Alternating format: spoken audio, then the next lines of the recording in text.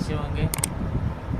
चलिए आज हम अगले टॉपिक के बारे में जानते हैं। इस वीडियो में आज हम लोग जानेंगे कि लैंगिक और अलैंगिक में क्या अंतर होता है, और जो अलैंगिक होता है निषेचन यानी जो अलैंगिक जनन होता है उसमें क्या उसकी हानियाँ होती है, ठीक है ना।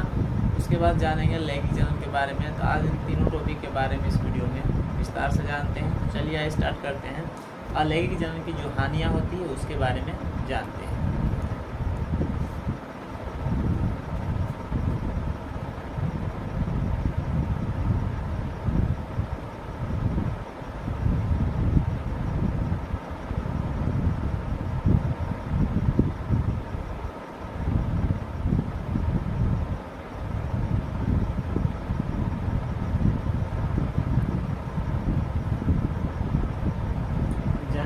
अलैंगिक जनन के जो हानियाँ होती हैं उसके बारे में हम लोग विस्तार से जानते हैं इस वीडियो में।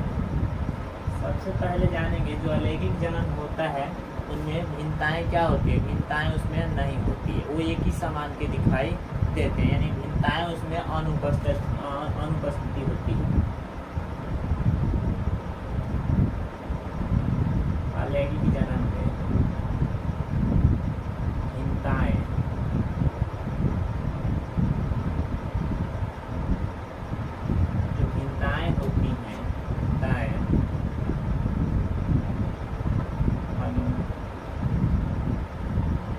होती हैं, अनुपस्थिति होती है।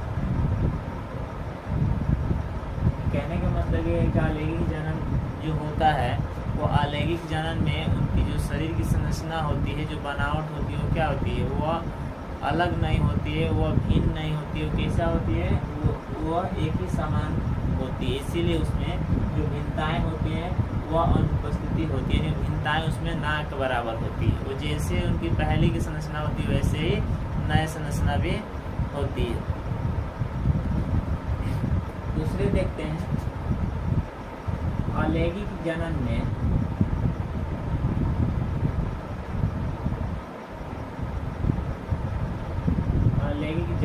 क्या होता है। अलैंगिक जनन में जो इनको जीवाणु होते हैं, जो क्या बोलते हैं, इनका जो विकसित होता है स्थान जो होता है ना, जो बीजाणु होते हैं वो क्या होते हैं, परिपक्व विकसित नहीं कर पाते, ठीक है ना। अलैंगिक जनन में बीजाणु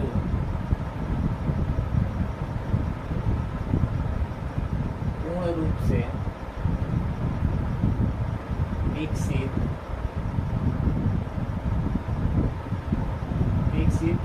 नहीं हो पाते, ठीक है ना।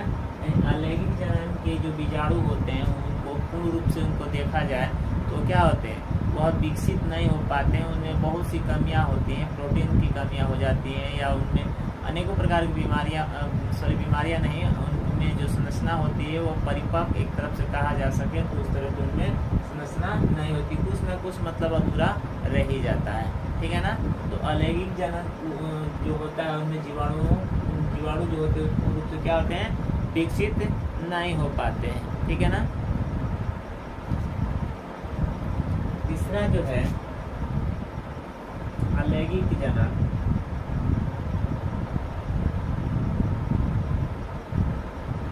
जो अलैंगिक जनन होता है, ठीक है ना, वो अपने ही जैसे संतान की, जिसमें अलैंगिक जनन होता है उसमें क्या होता है, अपने ही जैसे नए संतान की क्या करते हैं, उत्पत्ति करते हैं, ठीक है ना।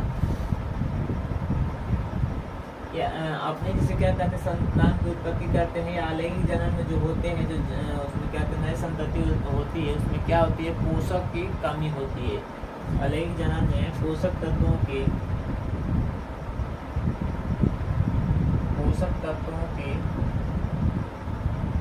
कमी रहती है, कमी होती है। पहले मैं इसमें बताया अलैंगिक जनन के जीवाणु में पूर्ण रूप से विकसित नहीं हो पाते, मैंने पोषक तत्वों क्या होती है, कमी होती है। वही अलैंगिक जनन में जो पोषक तत्व क्या होती है, कमी हमेशा देखने को मिलता है, ठीक है ना। और अलैंगिक जनन में जो निर्माण होता है, उनकी जो नई संतति होती है उसमें हमेशा ओज, ठीक है ना, क्या होता है, ओज संकर की क्या होती है, कमी रहती है, ठीक है ना। ओज संकर की उसमें क्या होती है, कमी पाई जाती है। किसमें, अलैंगिक जनन में। अलैंगिक जनन जिसमें होता है उसमें ओज संकर क्या कमी पाई जाती है, ताकि कमी होने का ये होता है कि उनमें विकसित ना हो पाना, परिपक्व मतलब कि नहीं हो पाते हैं, जैसा चाहिए उस प्रकार की उनमें वृद्धि नहीं हो पाती है, ठीक है ना। उसमें ओज क्या होता है, ना के बराबर पाया जाता है, ठीक है ना।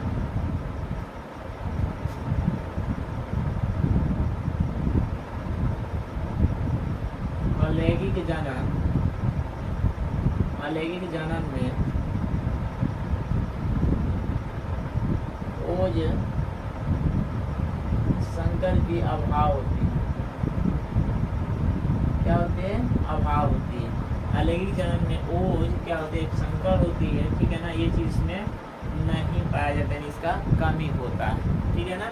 तो इस प्रकार हम लोग जाने कि अलैंगिक जनन की जो हानियां होती हैं क्या क्या होती हैं, फिर से मैं एक बार रिपीट कर देता हूँ। अलैंगिक जनन में भिन्नताएं अनुपस्थिति होती है, उनमें भिन्नता नहीं होती है, और अलैंगिक जनन में बीजाणु पूर्ण रूप से विकसित नहीं होते हैं, और दूसरा जो है वो उसमें जो बीजाणु होते हैं पूर्ण रूप से क्या होते हैं, विकसित यानी परिपक्व जो विकसित होता है, जो उनकी संरचना होती है वो उसमें नहीं होता है।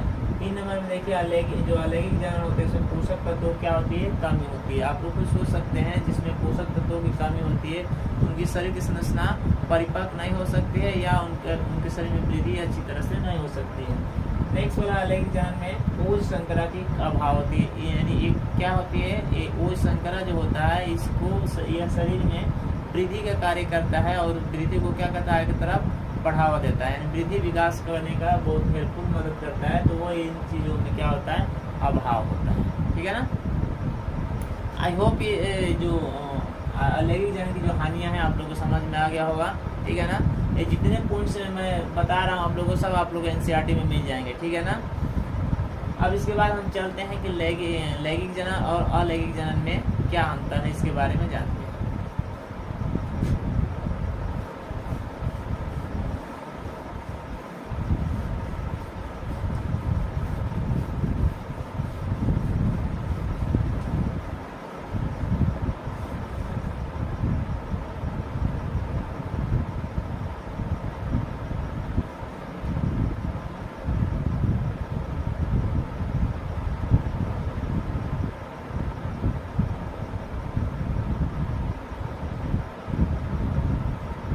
जानते हैं इसमें अंतर, ठीक है ना।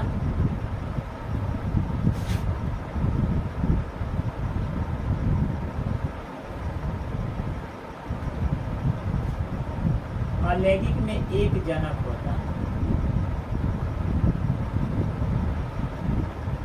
अलैंगिक में क्या होता है, एक जनक होता है, जबकि लैंगिक में 2 जनक होते हैं। क्या होते हैं, 2 जनक होते हैं, ठीक है ना। 2 नंबर में देखा जाए ये इसमें क्या होता है, एक ही जनक पाया जाता है, एक ही जनक होते हैं, और उसी में मेल और फीमेल दोनों होते हैं, ठीक है ना। और वो अपने क्या कर संतान की उत्पत्ति करते हैं। इसमें युग्मकों और युग्मक संतति नहीं पाया जाता, ठीक है। इसमें युग्मक का नहीं होता है, युग्मक नहीं पाया जाता। इसमें क्या होता है, युग्मक नहीं पाया जाता है, यानी नर और मादा दोनों का जो युग्मक होता है वो इसमें नहीं पाया जाता है, जबकि इनमें पाया जाता है। इसमें युग्मक पाया जाता है, ठीक है ना। क्या होता है, इसमें युग्मक पाया जाता है, जबकि इसमें क्या होता है, नहीं पाया। नर युग्मक और मादा युग्मक दोनों इसमें नहीं होते हैं, जबकि इसमें नर युग्मक और मादा युग्मक दोनों इसमें पाया जाता है, ठीक है ना।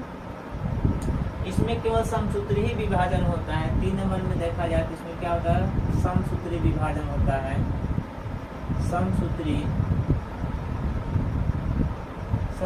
विभाजन होता है, जबकि इसमें अर्धसूत्री विभाजन होता है।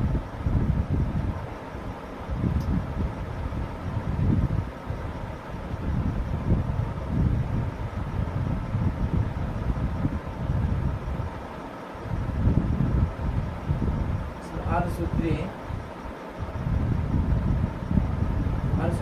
विभाजन होता है, ठीक है ना। लैंगिक जनन में क्या होता है, कौन सा विभाजन होता है, अर्धसूत्री विभाजन होता है, याद रखिएगा। समसूत्री विभाजन किसमें होता है, एक जनक में जिसमें एक जनक होते हैं उसमें कौन सा समसूत्री विभाजन होता है, और जिसमें अलेख मतलब 2 जनक होते हैं उसमें अर्धसूत्री विभाजन होता है। इस सरल और तीव्र गति से क्या होते हैं, इनमें विभाजन होते हैं, ठीक है ना। इस सरल तथा तीव्र गति, तीव्र गति से क्या कहते हैं, विभाजन होते हैं।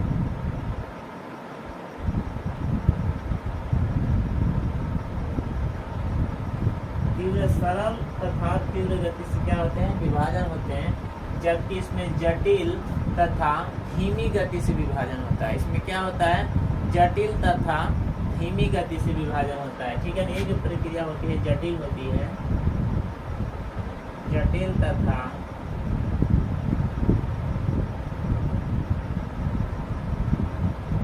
धीमी गति से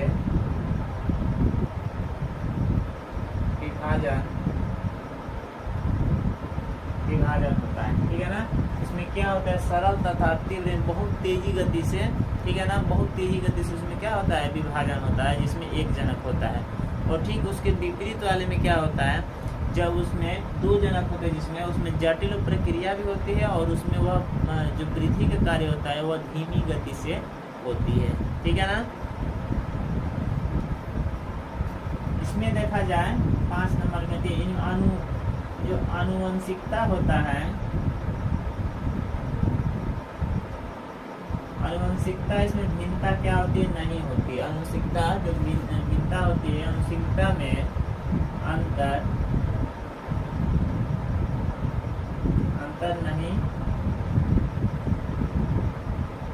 नहीं होती है। जबकि इसमें आनुवंशिकता में अंतर क्या होती है, देखने को मिलता है, ठीक है ना। अलग अलग मतलब क्या होते हैं, भिन्नताएं दूसरे की संरचनाएं होती है। इन्हें क्या लिख सकते हैं, इनमें आनुवंशिकताओं का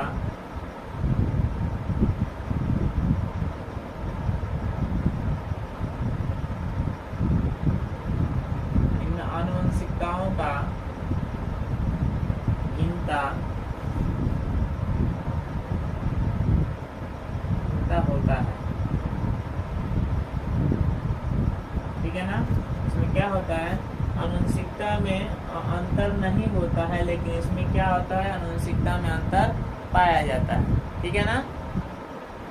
तो ये थे आप लोग के लैंगिक अथवा अलैंगिक में अंतर, ठीक है ना। अक्सर ये प्रश्न पूछा जाता है कि लैंगिक तथा अलैंगिक में क्या अंतर होते हैं, उसको स्पष्ट लिखिए, ठीक है ना। तो ये आप लोग पॉइंट्स लिख देंगे तो आप लोग को मार्क्स मिल जाएंगे, ठीक है ना। पहला मैं फिर से एक बार रिपीट कर देता हूँ, एक लैंगिक और अलैंगिक में अंतर। एक जनक होते हैं किसमें, अलैंगिक में, और 2 जनक होते हैं किसमें, लैंगिक में। जबकि युग्मक इसमें नहीं पाया जाता, नर युग्मक तथा मादा युग्मक इसमें अलैंगिक में नहीं पाया जाता है, जबकि इसमें युग्मक पाया जाता है, नर युग्मक भी पाया जाता है और मादा युग्मक भी पाया जाता है। समसूत्री इसमें विभाजन होता है, जबकि इसमें अर्धसूत्री विभाजन होता है। इसमें सरल तथा तीव्र गति से विभाजन होता है, जबकि इसमें जटिल प्रक्रिया होती है और धीमी गति से विभाजन होता है। इसमें आनुवंशिकताओं में क्या होता है, भिन्नता का अनुपस्थिति होती है, जबकि इसमें आनुवंशिकताओं का भिन्नता पाया जाता है, यानी उसमें उनकी जो नए संतति की संरचना होती है उसमें क्या होता है, भिन्नता पाया जाता है। तो ये था लैंगिक और अलैंगिक में अंतर, जो यहाँ पर मैं आप लोग दिखाया हूँ, ठीक है ना, और आप लोग को बताया हूँ। चलिए अब अगले पॉइंट की तरफ चलते हैं। उम्मीद है कि यह पॉइंट्स आप लोग को समझ में आ गया होगा।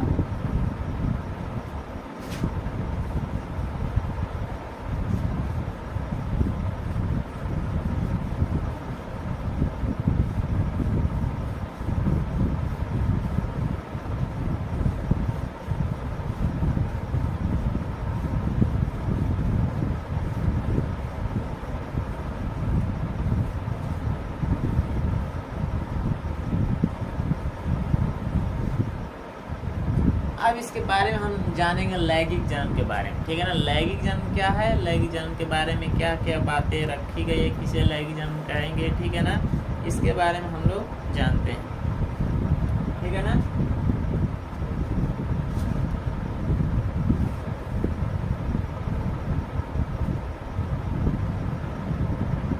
लैंगिक जन्म के बारे में जानते हैं, ये बहुत इंपॉर्टेंट पॉइंट है, आप लोग इसको ध्यान से पढ़िएगा। लैंगिक जन्म किसे कहते हैं, लैंगिक जन्म हम उसे कहते हैं जब भी एक दो विपरीत यानी दो जनक इसमें भाग लेते हैं और एक दोनों विपरीत के होते हैं, ठीक है ना। इसमें दो लैंगिक में दो जनक भाग लेते हैं और दोनों क्या होते हैं, दोनों विपरीत होते हैं, ठीक है ना। जैसे यहाँ पर समझते हैं, यहाँ पर एक नर हो गया और यहाँ पर एक मादा हो गया, ठीक है ना। ये दो विपरीत जनक हैं और दोनों क्या करेंगे, इन्हीं को लैंगिक जनक कहा जाते हैं। दो विपरीत वाले जनक होते हैं, ठीक है ना। जबकि अलैंगिक में एक ही जनक होता है, नर हो या मादा हो, लेकिन दोनों में क्या होते हैं, नर मादा दोनों सम्मिलित होते हैं, ठीक है ना। तो उनमें एक ही जनक होता है, लेकिन इसमें क्या होता है, लैंगिक जनक में दो जनक होते हैं, ठीक है ना। तो इसमें से इसमें 46 इनमें क्रोमोसोम कितना पाया जाता है, 46 पाया जाता है, ठीक है ना। तो इसमें भी कितना पाया जाता है, 46 ही पाया जाता है, दोनों में सेम पाया जाता है, ठीक है ना। यानी इसको 23 जोड़ा भी हम बोल सकते हैं। इसको कितना बोल सकते हैं, 23 जोड़ा, 23 जोड़ा इसको हम बोल सकते हैं। कभी भी जोड़े में ही रहता है, ठीक है ना। आप लोग देखिएगा, ये जोड़ा क्रोमोसोम इसलिए होता है क्योंकि हमारा शरीर के कुछ ऐसा पार्ट्स है जो हमेशा वो जोड़े में ही रहता है। जैसे मान लीजिए 2 हाथ, 2 कान, नाक, ठीक है ना। उसके बाद से हमारा फेफड़ा हो गया, किडनी हो गया, ठीक है ना। ये सब क्या है, ये सब जोड़े में होते हैं। इसीलिए हमारे शरीर के कुछ भाग जितने जोड़े में होते हैं, इसीलिए इस क्रोमोसोम क्या होता है, जोड़े में ही रखा जाता है, ठीक है ना। सपोज मानिए कि नर में 46 है, तो नर में यहाँ पर क्या हुआ और मादा यहाँ पर क्या है, मिलन, यहाँ पर मिलेंगे, ठीक है ना। यहाँ पर मिलेंगे तो इसमें से क्या होगा, द्विगुणित का निर्माण होगा, ठीक है ना। यहाँ पर देखिए, इसको क्या करते हैं, इसमें से 23 निकल करके आएगा और इसमें से क्या होगा, 23 निकल करके आएगा। इन दोनों में 46 है, तो यदि 46 क्रोमोसोम आएगा इसमें से और 46 क्रोमोसोम इसमें से आएगा तो ज़्यादा हो जाएगा। तो कभी भी मतलब कि ज़्यादा होने से कितना हो जाएगा आपका, 46 और 46 92 हो जाएगा। तो 92 हो जाएगा तो उसमें किस तरह की संरचना होगी नहीं, ठीक है ना। और पहले हम लोग पढ़ चुके हैं कि हमेशा जो जनक दो होते हैं उसमें विपरीत जनक होते हैं और उनमें क्या होता है कि उनमें अर्धसूत्री विभाजन होता है। तो अर्धसूत्री विभाजन का अर्थ ये होता है कि उसमें से आधा, ठीक है ना। तो इसमें से हम क्या किए, आधा ले लिए और इसमें से क्या किए, आधा ले लिए। यानी ये हो गया आपका मादा युग्म और ये हो जाएगा आपका नर युग्म, ये हो जाएगा नर युग्म और ये हो जाएगा मादा युग्म। अब इन दोनों को यहाँ पर जब ये मिलेंगे तो ये संतति, जो नए संतति की उत्पत्ति हो जाएगी। यहाँ पर क्या हो जाएगा, यहाँ पर द्विगुणित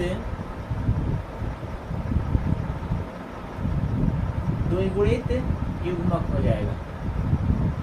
यानी द्विगुणित युग्मनज का क्या होता है, युग्मनज का क्या होगा, निर्माण होगा, ठीक है ना। और इसे हम क्या कहते हैं, निषेचन। इसी को हम क्या कहते हैं, निषेचन कहते हैं। दो विपरीत जनों को आपस में मिलना है, जहाँ द्विगुणित युग्मनज का निर्माण होता है, उसे हम क्या कहते हैं, निषेचन कहा जाता है, ठीक है ना। जब यहाँ पर दो जनक विपरीत वाले मिलते हैं तो यहाँ पर एक क्या चीज का निर्माण होता है, एक नए संतति का, एक नया संतान की उत्पत्ति होती है जिसे हम द्विगुणित युग्मनज के नाम से जानते हैं। और यहीं पर निषेचन होता है जिसे हम निषेचन भी कहते हैं, ठीक है ना। कि प्रत्येक जीवों में प्रत्येक जो यूकेरियोटिक के जीव होते हैं उनमें अक्सर इसी प्रकार का उसमें निषेचन होता है। और इसी प्रकार का उसमें क्या होता है, उसमें दो जनक होते हैं जो विपरीत होते हैं और उसमें 46 इधर भी होगा और 46 इधर भी होगा।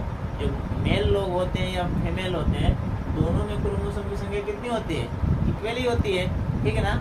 और शर्तें क्या होता है, इनमें फर्क ये होता है कि परिवर्तन सिर्फ किसमें होता है, इसमें जो 46 होता है मादा में, इसमें 44 होता है क्रोमोसोम, +2 जो होता है वह कब काम आता है, वो सेक्सुअल रिप्रोडक्शन के समय काम आता है, ठीक है ना। इसमें 44 होता है, जो दो होते हैं यही इसमें मेन भूमिका निभाते हैं, जो शरीर की संरचनाओं का कार्य करते हैं, बाकी तो सेम ही रहते हैं। तो इसीलिए मेल और फीमेल का जो शरीर होता है क्या होता है, एकदम सेम होता है, क्योंकि इसमें क्रोमोसोम दोनों में क्या होते हैं, सेम होते हैं, ठीक है ना। बस दो क्रोमोसोम की वजह से थोड़ा सा इधर उधर मतलब कि शरीर की संरचनाओं में अंतर दिखाई देता है, बाकी सब सेम होते हैं। सेम इसलिए होते हैं क्योंकि देखिए हम लोग के 2 हाथ हैं, उन लोग के भी 2 हाथ हैं, उन लोग के 2 किडनी है तो हम लोग की भी 2 किडनी है, उन लोगों में लीवर है, हम लोगों में भी लीवर है, फेफड़ा हम लोगों में, उन लोगों में फेफड़ा है, 2 कान हम लोग का, 2 कान उन लोग का। बशर्ते कुछ ऐसे अंग तो होते हैं जो मतलब इनके दो क्रोमोसोम के कारण क्या होते हैं, कुछ अलग होते हैं, ठीक है ना। तो यहाँ पर क्या था, द्विगुणित का निर्माण हो गया और इसको ही हम क्या कहते हैं, निषेचन कहते हैं। तो आप लोग को पेपर में यही पूछा जाता है कि मतलब निषेचन किसे कहते हैं, निषेचन किसे कहते हैं, द्विगुणित का युग्मज का निर्माण कब होता है। तो द्विगुणित युग्मज का निर्माण तब होता है नर तथा मादा के मिलने संलय होने के पश्चात जो मतलब कि संतति नए संतति की उत्पत्ति होती है, यानी वहाँ पे क्या होता है, द्विगुणित युग्मज का निर्माण होता है, ठीक है ना। उसे हम कह सकते हैं द्विगुणित युग्मज। और निषेचन किसे कहते हैं, नर तथा मादा के संलयन के पश्चात, ठीक है ना, संलयन के साथ जो घटना घटती है उसे क्या कहते हैं, निषेचन कहा जाता है, ठीक है ना। ये दोनों यहाँ पर मिलते हैं तभी निषेचन होता है, और जब ये मिलेंगे निषेचन होगा, एक नए संतान की क्या होगा, उत्पत्ति होगा, ठीक है ना। तो जब उसमें से उत्पत्ति होगा तो आप लोग ध्यान दीजिएगा कि इसमें से क्या होगा, कोई ना कोई इसमें से तो गुण उसके आगे वाले संतति में जाएगा ही, ठीक है ना। तभी हमको पता चलता है कि मतलब कि ये किसका, मनुष्य का बच्चा है, और उसमें सारा गुण क्या होता है उसका, आने वाले समय में इसमें का सारा गुण या इसमें का सारा गुण उसमें विराजमान हो जाता है, यानी चला जाता है, ठीक है ना, डीएनए ट्रांसफर हो जाता है, ठीक है ना। तो इस प्रकार हम देखते हैं कि मतलब कि लैंगिक जनन जो होता है उसमें नए संतति की उत्पत्ति करने के लिए समानता प्रदर्शित करती है, ठीक है ना, और न कि असमान से होती है, ठीक है। उसमें असमान का कोई भी मतलब कि देखने को नहीं मिलता है, उदम सेम ही से मतलब कि होता है, ठीक है ना। लैंगिक जनन का एक और महत्वपूर्ण गुण ये होता है कि दौरान इसमें क्या प्रतिरोधी संरचनाएं होती है, ठीक है ना। जो प्रतिरोधी संरचनाएं होती है इसमें क्या होती है, विराजमान होती है। संरचनाएं जीव के प्रतिकूल पर्यावरण में परिवर्तन हो जाती है, उसके परिस्थिति के हिसाब से क्या होती है, उसमें संरचनाओं में परिवर्तन देखने को मिलता है, ठीक है ना।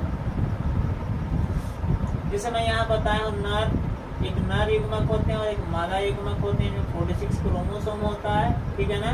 इनमें से आधा इन्हें अर्धसूत्रीय विभाजन होता है और इसमें से 23 जुड़े, इसमें से 23 निकल कर आते हैं और इसमें से 23 निकल कर आते हैं, बाकी 23 वहीं पे रह जाते हैं।